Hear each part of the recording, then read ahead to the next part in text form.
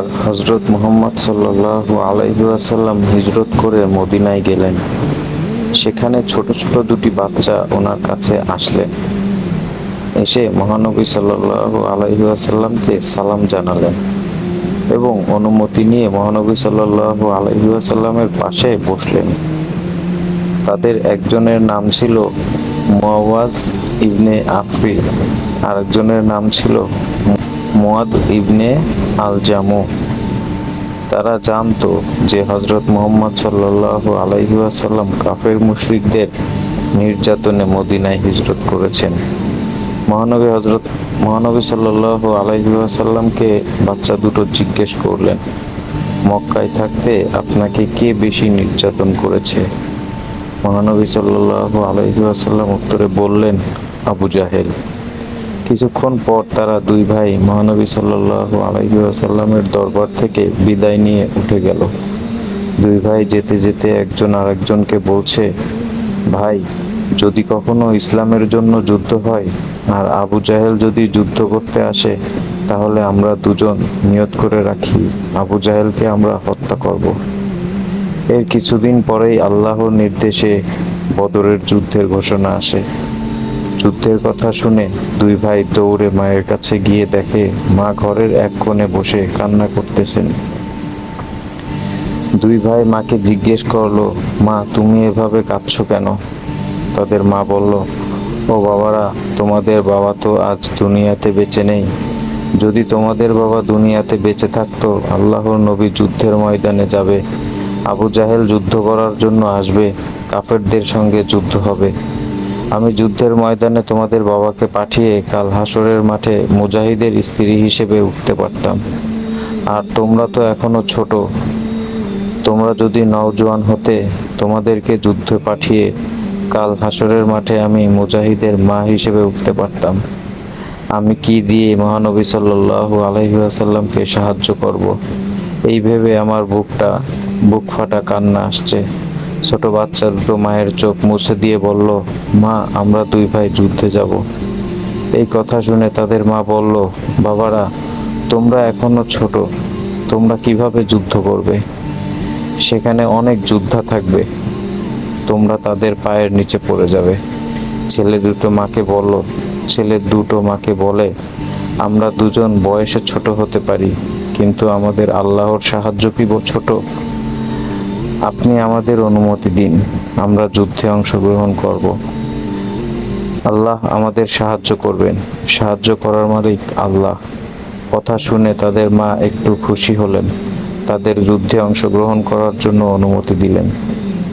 অনুমতি পেয়ে তারা দুই ভাই মায়ের কাছ থেকে বিদায় নিয়ে মসজিদে নববীর কাছে গেলেন। সেখানে গিয়ে দেখেন অনেক মানুষ জড়ো হয়েছে। সেখানে কারো হাত নেই, কারো চোখ নেই, কারো পা নেই। সবাই আল্লাহর দিন প্রতিষ্ঠার জন্য নবী করিম সাল্লাল্লাহু আলাইহি ওয়াসাল্লামের ডাকে যুদ্ধে অংশগ্রহণ করার জন্য এসেছেন। মহানবী সাল্লাল্লাহু আলাইহি ওয়াসাল্লাম ভাবলেন, এভাবে তো সবাইকে যুদ্ধে নেওয়া যাবে না, তাদের প্রাণনাশের আশঙ্কা থাকবে। তাই মহানবী সাল্লাল্লাহু আলাইহি ওয়াসাল্লাম বললেন, সবাই কাতার দিয়ে দাঁড়ান, সবার থেকে যুদ্ধের জন্য বাছাই করে নেওয়া হবে। এইবার এক ভাই আরেক ভাইকে বলল, ভাই, এবার কি হবে? আমরা তো ছোট, মনে হয় আমাদেরকে নিবে না, কি করা যায়? এবার দুই ভাই বুদ্ধি করলো, এক ভাই কাতারের সামনে দাঁড়াবে আর এক ভাই কাতারের পিছনে দাঁড়াবে। বড় ভাই দাঁড়িয়েছে কাতারের এক পাশে, ছোট ভাই দাঁড়িয়েছে অন্য কাতারের একটু পিছনে। মহানবী সাল্লাল্লাহু আলাইহি ওয়াসাল্লাম বাছাই করা শুরু করলেন। বাছাই করতে করতে মহানবী সাল্লাল্লাহু আলাইহি ওয়াসাল্লাম দেখলেন 10 বছরের একটি বাচ্চা পা উঁচু করে লাইনে দাঁড়িয়ে আছে। মহানবী সাল্লাল্লাহু আলাইহি ওয়াসাল্লাম তাকে জিজ্ঞেস করলেন, তুমি কেন এভাবে পা উঁচু করে দাঁড়িয়ে আছো? ছেলেটি উত্তর দিল, আমি মাপে বড় হওয়ার জন্য এভাবে দাঁড়িয়ে আছি। আমি যুদ্ধে যেতে চাই, আমাকে যুদ্ধে নিন। মহানবী সাল্লাল্লাহু আলাইহি ওয়াসাল্লাম বললেন, তুমি এখনো ছোট, আমি শুনেছি তোমার বাবা ইন্তেকাল করেছেন, তোমার মা বাসায় আছেন, তুমি তোমার মায়ের খেদমত করো, তুমি জিহাদের সওয়াব পাবে। এবার বাচ্চাটি কান্না করে দিয়ে বলল, আমার মা কেঁদেছেন আর বলেছেন, তোমাদের বাবা আজ বেঁচে থাকলে যুদ্ধে যেতেন, এখন যুদ্ধে যাওয়ার মতো কেউ নেই। আমরা ছোট মাকে শান্ত করে বুঝিয়ে যুদ্ধে যাওয়ার জন্য অনুমতি নিয়ে এসেছি। মহানবী সাল্লাল্লাহু আলাইহি ওয়াসাল্লাম বললেন, তোমার মা তোমাকে অনুমতি দিয়েছেন, তাহলে তুমি যুদ্ধের জন্য প্রস্তুত হও। এরপর মহানবী সাল্লাল্লাহু আলাইহি ওয়াসাল্লাম আবারও বাছাই করতে করতে দেখলেন 8 বছরের একটি বাচ্চা লাইনে দাঁড়িয়ে আছে। মহানবী সাল্লাল্লাহু আলাইহি ওয়াসাল্লাম বললেন, তুমি অত্যন্ত ছোট, তুমি লাইন থেকে সরে গিয়ে পাশে দাঁড়াও। ছেলেটি মহানবী সাল্লাল্লাহু আলাইহি ওয়াসাল্লামকে বলল, হুজুর, একটু আগে আপনি আমার বড় ভাইকে অনুমতি দিয়েছেন। আমরা দুই ভাই মায়ের কাছ থেকে যুদ্ধ যাওয়ার জন্য অনুমতি নিয়ে এসেছি, আমাকে দয়া করে যুদ্ধে নিন। মহানবী সাল্লাল্লাহু আলাইহি ওয়াসাল্লাম বললেন, দেখো, তোমার বড় ভাই তোমার থেকে 2 বছরের বড় এবং তোমার থেকেও একটু শক্তিশালী, তাকে কোনো রকম যুদ্ধে নেওয়া যায়, কিন্তু তুমি ছোট, তোমাকে যুদ্ধের ময়দানে নেওয়া যায় না। এবার সেই ছোট ছেলেটি বলল, হুজুর, আমার একটি আবদার আছে। আমার বড় ভাই আমার থেকে বড় এবং আমার থেকে শক্তিশালী, সেজন্য তাকে যুদ্ধে নিয়েছেন।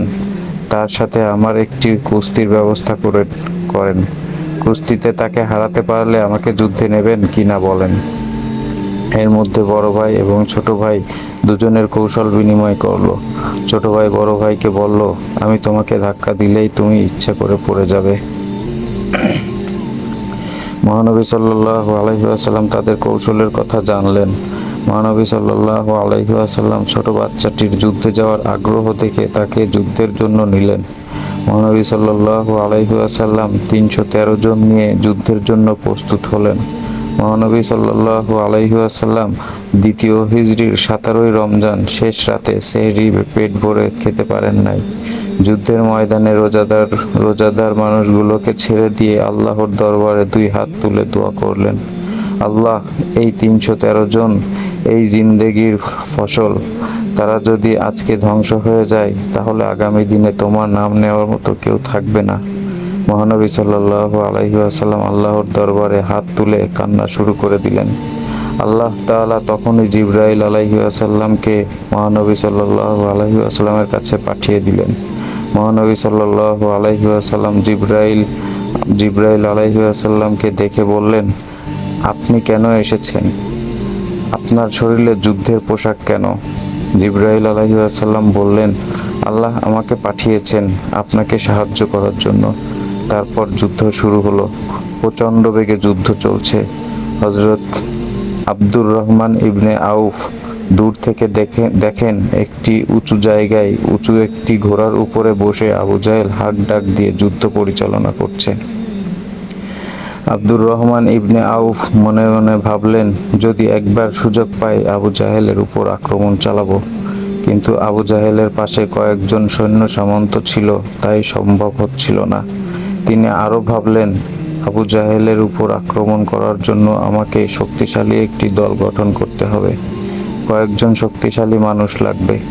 এমন সময় দেখেন 2 জন বাচ্চা ওনার সামনে এসে বললেন, চাচা, আবু জাহেলকে চেনেন? আব্দুর রহমান ইবনে আউফ তাদের জিজ্ঞেস করলেন, বাবারা, তোমরা আবু জাহেলকে দিয়ে কি করবে? বাচ্চা দুটি বলল, চাচা, যদি আবু জাহেলকে চেনেন তাহলে আমাদেরকে দেখিয়ে দিন। আমরা নিয়ত করে এসেছি যে আমাদের প্রিয় নবীকে কষ্ট দিয়েছে, আমরা তাকে হত্যা করব। আমরা নিয়ত করে এসেছি, হয়তো আবু জাহেলকে আমরা জাহান্নামে প্রবেশ করাবো, না হয় আমরা আজকে জান্নাতে প্রবেশ করব।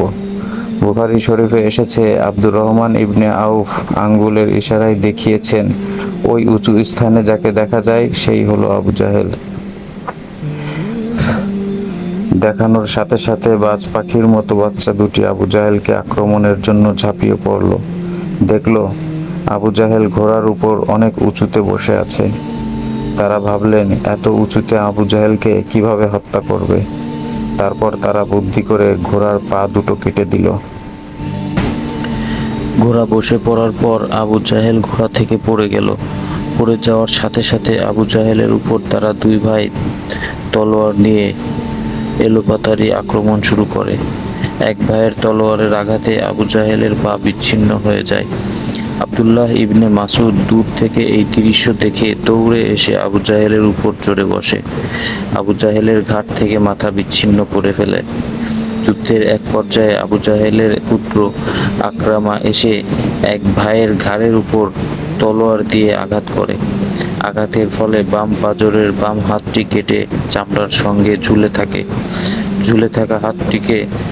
থাকা হাত নিয়ে যুদ্ধে করতে অসুবিধা হচ্ছে বলে হাতটাকে পায়ের নিচে রেখে এক টানে ছিঁড়ে ফেলে। যুদ্ধ করতে করতে এক পর্যায়ে শেষ প্রান্তে যুদ্ধ থেমে গেল। মুশরিকরা পালানোর পথ ধরল। 70 জন মুশরিক বন্দী হলো, 70 জন মুশরিক মারা গেল। মুসলমানদের 14 জন শহীদ হলো।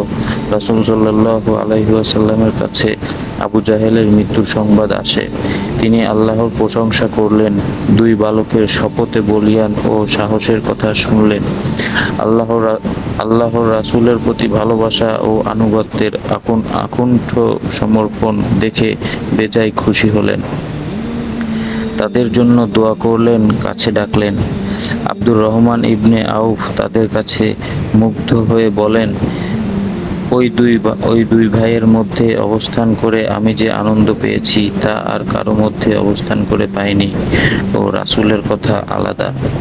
ইতিহাসের নিকৃষ্ট চরিত্র আবু জাহেলের হত্যাকারী দুই মুসলিম তরুণের মা আফরা বিনতে ইবাউদ ছিলেন ইসলামের ইতিহাসে বিরলতম উদাহরণ।